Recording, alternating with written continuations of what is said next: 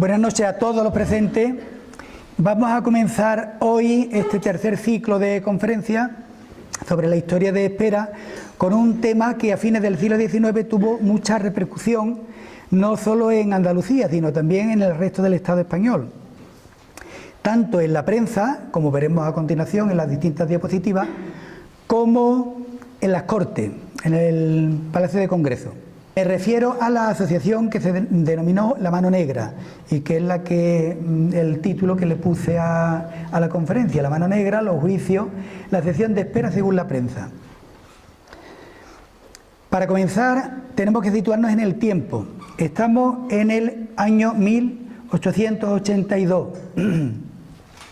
Un poquito antes tenemos los datos del Pósito de Espera. Ustedes saben que el Pósito, que estaba aquí arriba, donde estaba el cine en la discoteca, el cine de invierno, era el lugar de almacén del grano para los agricultores poder disponer del mismo para la siembra. En esos datos del Pósito, el año 79, de 4 años antes del asunto de la Mano Negra, Espera era un pueblo que tenía 585 vecinos, que no eran todos los que vivían aquí, porque realmente los habitantes vienen en el renglón de más para abajo. 2.437 almas, 2.437 habitantes tenía el pueblo.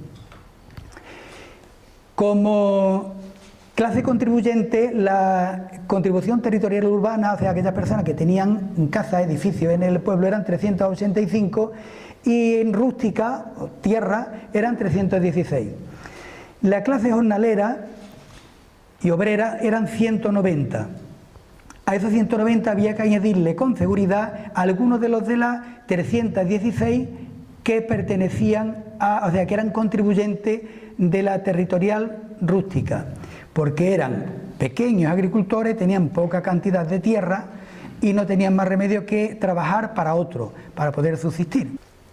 Tenemos aquí también un cuadro de la superficie productiva agrícola en varios municipios de la zona. Espera tenía un 76% de suelo agrícola. El resto, hasta 100, era terreno improductivo, de cerriza, de sitios donde había palma, vegetación, pero que no se cultivaba. Y tengamos en cuenta también que en este tiempo el campo no producía lo mismo que hoy, que cada año se siembra todo el terreno que tenga un agricultor, menos aquel que la Comunidad Europea le dice que no puede sembrar, ¿no? Pero podría sembrarse entero, porque hay abono suficiente como para que se pueda sembrar. Entonces no. Incluso anteriormente cada uno de los agricultores cultivaba a 3 hojas, que se llamaba. O sea, el territorio que tenía lo dividía en 3 partes. Una parte era la que sembraba, otra la dejaba de barbecho y otra la dejaba de erial. En este tiempo ya seguramente eran 2 partes solamente. Sembraba la mitad y la otra mitad la dejaba baldía para poder sembrarlo el año siguiente. Bien, si nos fijamos bien aquí, quitando a Villamartín y a Borno en primer lugar, que tienen un 90 y un 94%, casi un 95% Borno, de superficie agrícola, es Espera el pueblo con más superficie agrícola. No en cantidad total, sino en porcentaje, porque lógicamente el territorio de Jerez era mucho más grande y el término municipal de Arco también es mucho más grande y el de Olvera también. En esta diapositiva vemos en un trabajo que hizo Antonio Cabral, un estudio sobre la composición social y el arraigo del anarquismo en la zona de Jerez de la Frontera, la cantidad de afiliados que estaban ya los primeros sindicatos. Estamos hablando de 1882 en esta zona, y en Espera hay unos 300. Un poquito antes habíamos visto cómo había solamente 190 jornaleros, 190 a los que había que añadir el resto de trabajadores que eran contribuyentes porque tenían una pequeña cantidad de tierra. Para seguir situándonos también vemos precios de los jornales en este tiempo, a fines del siglo XIX. Los aperadores, los encargados de los cortijos, ganaban de 1,5 a 2,5 pesetas. Los capataces de 1 a 1,50. Los segadores de 1 a 1,25. Los trabajadores normales de 2,50 a 3,50 reales. Recordad que una peseta, nosotros ya nos manejamos en euros, pero una peseta tenía 4 reales. Pueden ustedes hacer el cambio de los reales a la peseta y de las pesetas a los reales. Los amelgadores, los que hacían las amelgas para la siembra, 1 real. Ofrecemos también el dinero que costaba la ciega, sobre todo los trabajos de ciega, a destajo. El otro día, estando en Cádiz, comprobé que todavía no, en 1580, el primer documento que pude ver allí en el Archivo Histórico Provincial, hablaba de, estoy diciendo, en 1580, hablaba de un contrato a un grupo de personas para contratar la siega de un terreno a destajo. Estamos hablando del siglo XVI, todavía en el siglo XIX y prácticamente hasta la mitad del siglo XX se ha hecho así, a destajo. El destajo era la manera que más convenía a los terratenientes a la hora de trabajar en el campo, porque se terminaba antes, se recogía antes la cosecha y ya tenían fijado exactamente lo que tenían que pagar. Las habas estaban de 30 a 45, las cebadas de 18, no a 2, sino a 20, hay un error ahí que lo he corregido 10 veces pero que no se me termina de corregir. El trigo de 25 a 30 reales y se pagaba también a los niños espigadores, los que iban recogiendo las espigas detrás de los segadores, 5 reales al mes. Demetrio Castro Alfín, que el historiador del que hemos sacado datos anteriormente, nos explica también en un libro que él tituló Hambre en Andalucía, estudió toda la situación económica en este tiempo, en el tiempo de la mano negra en nuestra zona, y nos va comparando precios de distintas provincias, de Córdoba, de Jaén, de Sevilla y de Huelva, precios de algunos productos básicos en la alimentación humana, ¿no? Entonces, de pan, el kilo de pan a 99 céntimos, estaba estipulado. El litro de aceite a 24, el litro de vino a 32, el tocino a 62 céntimos, los garbanzos a 41 y hacía un total de 2,58. A eso había que añadir otro tipo de alimento como los ajos, la sal, el vinagre, algo de verdura, de fruta, etcétera. Decía que el destajo era la forma de trabajo que más le convenía a los terratenientes de la zona. Tenemos que hacer también una aclaración. El término de espera en este tiempo, más de la mitad pertenecía al duque de Medinaceli, a la casa de Alcalá. Borno exactamente igual, en Arco era el duque de Arco, en distintos lugares todavía funcionaban los estados, las casas señoriales. Entonces eran pocos los agricultores que tenían una cantidad de tierra suficiente en nuestro término, quiero decir locales.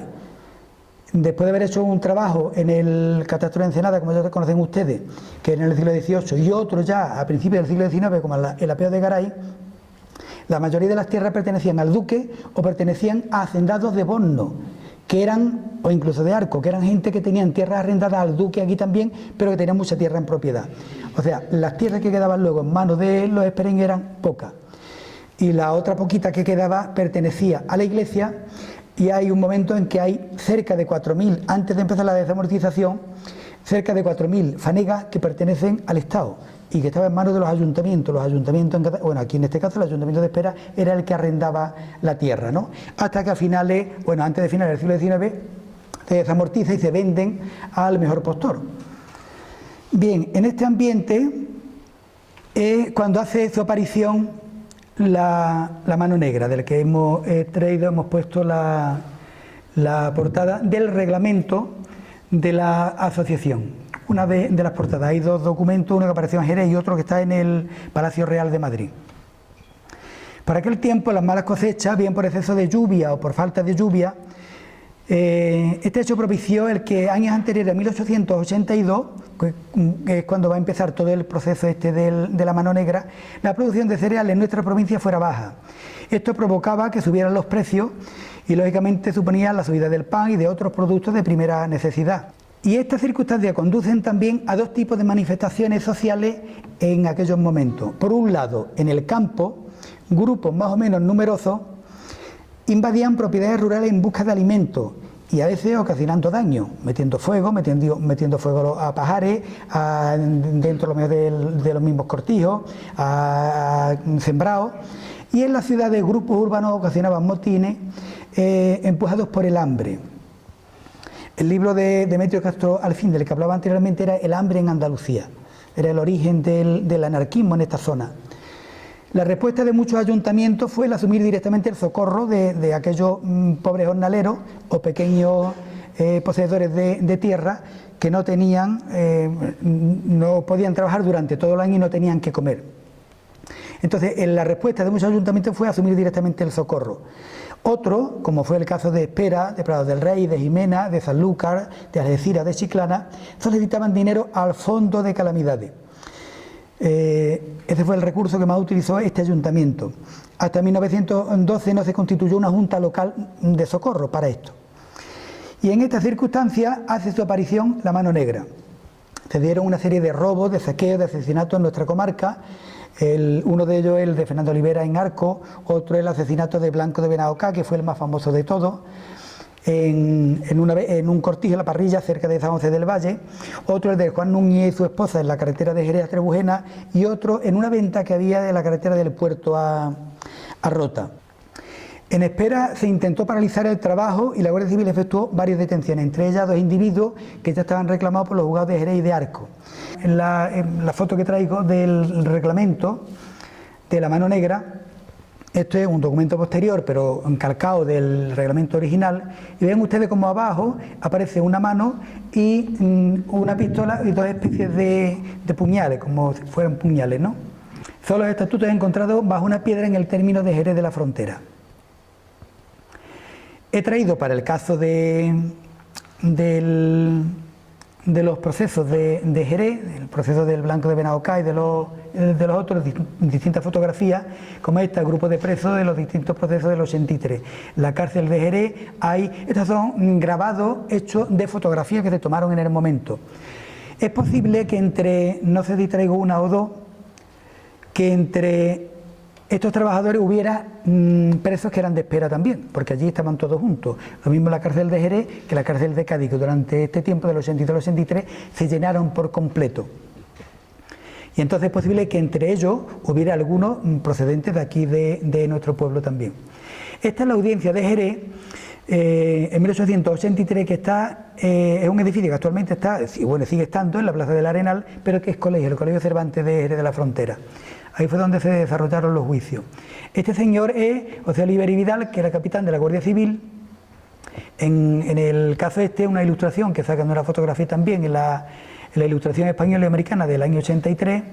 Y Tomás Pérez de Monforte, que fue el que se encargó, el que encontró, uno de sus guardias rurales, el que encontró el documento de la mano negra.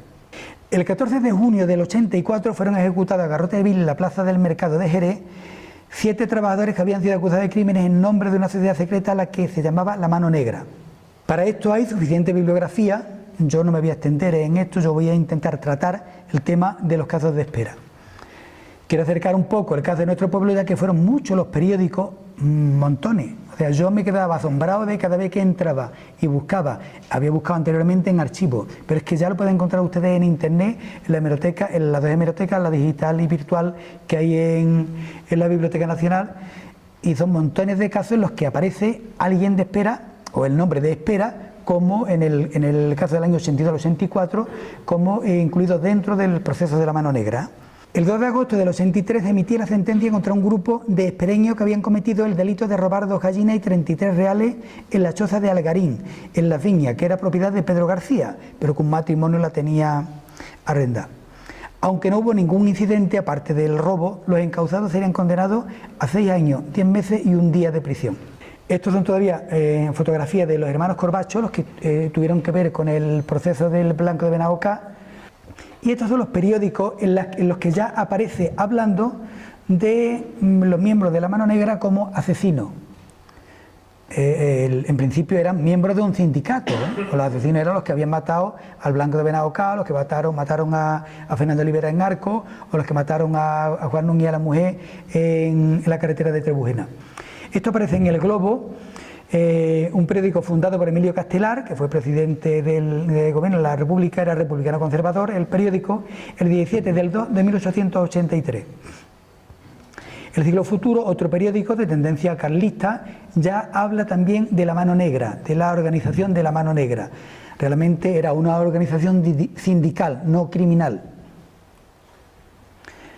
Y aquí traigo la portada, la primera página del primer juicio que se hace contra un grupo de espereños que fueron los que cometieron el robo en la viña. Lo que hicieron fue ir con escopeta, con una pistola y con algún cuchillo a robar las 2 gallinas y 33 reales que le robaron a un matrimonio ya mayor, ¿no?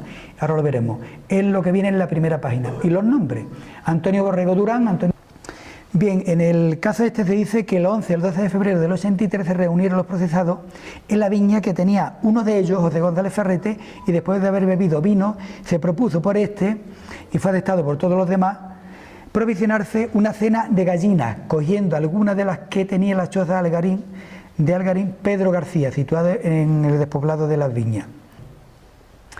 Se les ha ocupado a los criminales vecinos de la villa de Espera, los ladrones eran de aquí, papeles sobre la Internacional y la relación nominal 213 afiliados a la sociedad La Mano Negra. Como hemos visto, no eran afiliados a La Mano Negra, eran afiliados a la FRE, que era un sindicato.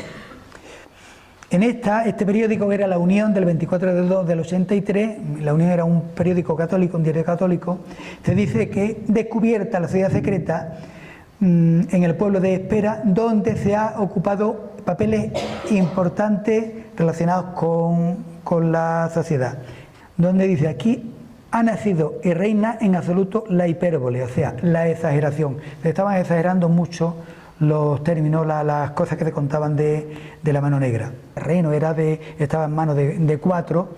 Él luchaba en el Parlamento para que se hicieran esos trabajos de obras públicas, y sin embargo en el Parlamento y en el gobierno siempre estaban poniendo pega. No está nada claro la existencia real de la asociación conocida como Mano Negra. Bueno, realmente yo creo que el gobierno de turno lo que hace es aprovechar la coyuntura, como he dicho anteriormente. Y su relación con los asociados al sindicato de la época, la FTRE, la Federación de Trabajadores de la Región Española, es tangencial, es de lado. O sea, hay algunos de los que están imputados en los crímenes que sí es verdad que están afiliados, pero la mayoría de los que están afiliados a ese sindicato no tienen nada que ver con esos crímenes. Hemos visto anteriormente cómo se hablaba de la FRE, que se convierte luego en la FTRE, que al desaparecer dio lugar a ese sindicato. Desde muchos ámbitos universitarios se pone en duda la existencia real de esa Mano Negra, que es titulada Asociación de la Mano Negra. Lógicamente sí existieron asociaciones sindicales a las que nuestros vecinos, trabajadores del campo sobre todo, se acogieron, pero de ahí a que realmente estuvieran implicados en una asociación criminal, como la tildaron los periódicos de la época, sobre todo los periódicos que tenían relación con la monarquía o con los partidos republicanos más conservadores, va un largo trecho. Si tenemos en cuenta las palabras de otros republicanos jerezanos, Ramón de Cala, que vivió en aquel tiempo, ustedes habéis ido muchas Jerez, habréis visto en alguna ocasión la calle Ramón de Cala. Decía este señor que la Mano Negra es un mito que no ha existido, ni existe, y que es una invención desdichada del interés y del pánico, que vive solo en la fantasía. Debemos dudar bastante, si él lo dice eso, debemos dudar bastante de la verdadera existencia de esa asociación. En definitiva, siguiendo historiadores como Clara Eugenia Lida, como Jacques Maurice, como Termes, como Demetrio Castro Alfín, como López Estudillo, como Diego Carol, que ustedes conocen de otros años, que han estudiado el asunto de la Mano Negra, podemos llegar a la conclusión que más que una asociación criminal fue una invención de la burguesía, en principio, de la burguesía terrateniente, de las clases poderosas y del propio gobierno, que aprovecharon una serie de casos de violencia que realmente se dieron para determinar que todos los asociados a los sindicatos pertenecían a la Mano Negra como organización criminal, cosa que hemos visto que era mentira, que eso no era así. He traído también algunas fotos de... Este es el diario de sesiones, esto es lo que se discutía, esto es lo que ustedes pueden encontrar en internet, se decía en el Parlamento, en el Congreso de los Diputados en Madrid, el miércoles día 28 del 2 del año 83. En la contestación del ministro de la Gobernación, que era el señor Guillón, al diputado Francisco Candau, que era un terrateniente del Coronil. Francisco Candau se llamaba Candau porque Candau, un apellido, Candó, era un apellido francés. Este hombre era hijo de un francés que estuvo aquí a partir de la Guerra de la Independencia, se hizo rico, el hijo se hizo rico también, fue además uno de los que trabajó luego en la Constitución de 1876 con Cánovas del Castillo, se hizo rico y entonces él acusaba al gobierno de Sagasta, en este caso, en el Congreso de los Diputados. dice una serie de cosas como hace pocos meses han empezado, el que lo dice es el ministro de la Gobernación a Candau, ha empezado esa persecución, esa vigilante persecución, y nosotros, que no contamos un trimestre de vida, hemos conseguido ya investigar y descubrir los focos de esa sociedad que esa sociedad tenía en Jerez, Arco, Grazalema, Borno, Espera, Júzcar y en otros pueblos de las provincias de Cádiz, Sevilla y Málaga, y en algunos de Jaén. Eso se dice en el Parlamento español. Y también que de la página anterior, el mismo ministro decía que la distribución de la propiedad en Andalucía, o sea, era la justificación que daba para la aparición de todo lo que estaba apareciendo en aquel momento. La distribución de la propiedad en Andalucía, las tradiciones del bandolerismo local, las tendencias instintivas a cierta especie de socialismo, que son anteriores a los gobiernos de esta época, del año 82 y 83, han preparado aquel país, como el señor Candau ha reconocido también, mejor que lo hubiera podido preparar un movimiento político. O sea, él está argumentando que la distribución de la propiedad de la tierra en Andalucía era una de las principales causas de que se diera el caso de bandolerismo como se daba aquí. El bandolerismo era una situación que se daba no solamente en Andalucía, como esto existía desde la época romana, y no solamente en España, en Hispania, sino existía en el Imperio Romano en cualquier lado. Decía que esto había aparecido en el diario de sesiones del Congreso de los Diputados, y era el propio ministro Gullón el que contestaba a Candau.